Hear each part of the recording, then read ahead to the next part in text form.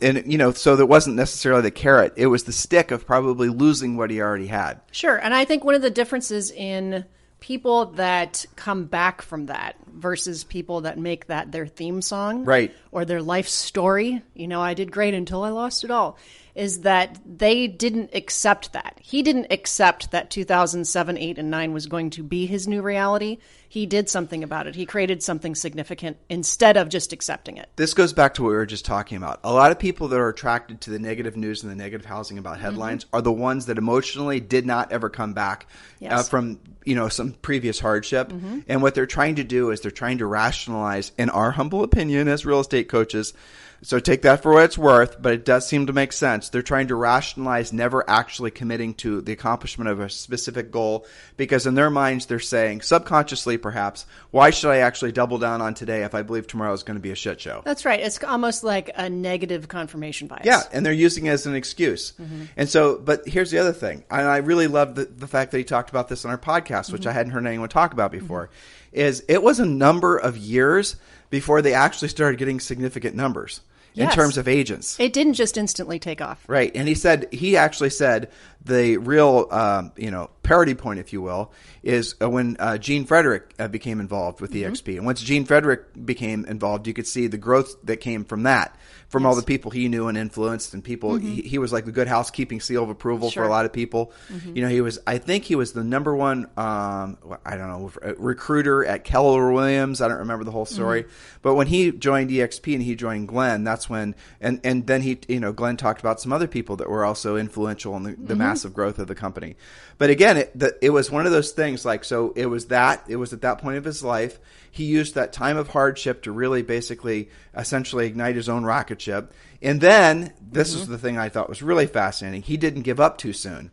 He basically did long periods of, years practically before EXP really took off. EXP, I remember, he said I had 25 agents and 50 agents for a while, and they were celebrating when they finally got to 100 agents. Sure, yeah. And now it's got 60,000 agents, and based on the monthly net growth, the company's going to have over 100,000 agents by the end of this year or thereabouts. It's amazing. And then, realistically, the company keeps growing, and you're looking at the largest real estate company in the history of real estate companies. It's already international. We're in Italy, Spain, Israel, Portugal, Mexico, Australia. I mean, everywhere, basically. It's astonishing. It really is. And if sometimes people can't imagine big numbers, and you have to keep it in perspective, right? So I want to put some light on that. 100,000 agents is more than the population of most of the towns that you guys live in listening. And I think, when I think about, okay, well, what does say 3,000 people look like? That's an entire huge auditorium filled with people. That is a really significant growth pattern. But to your point, it didn't just instantly happen that way. He probably had lots of days of doing what he didn't want to do when he didn't want to do it. Obviously at the highest level, or he wouldn't be getting the results that he's getting. He did. And he obviously was able to attract the right leaders in the company, many of which are still at EXP. But you were just touching on something that's fascinating. When you and I have been, we've been doing this trip with Zoe, we're going to end up going to over 20 states by the time we're done with this trip, driving just all over the country.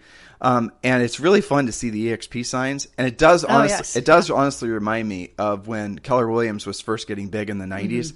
And then you and I were finally starting to see Keller Williams. I mean, we weren't involved with Keller Williams beyond basically coaching a ton of Keller Williams agents and doing events for Keller Williams.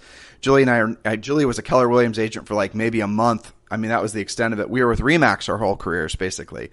And RE/MAX was the same way. But when you travel but now you're starting to see I guess what I'm trying to say is there was a question we asked him. Let me find that question. Here it is. Read that question.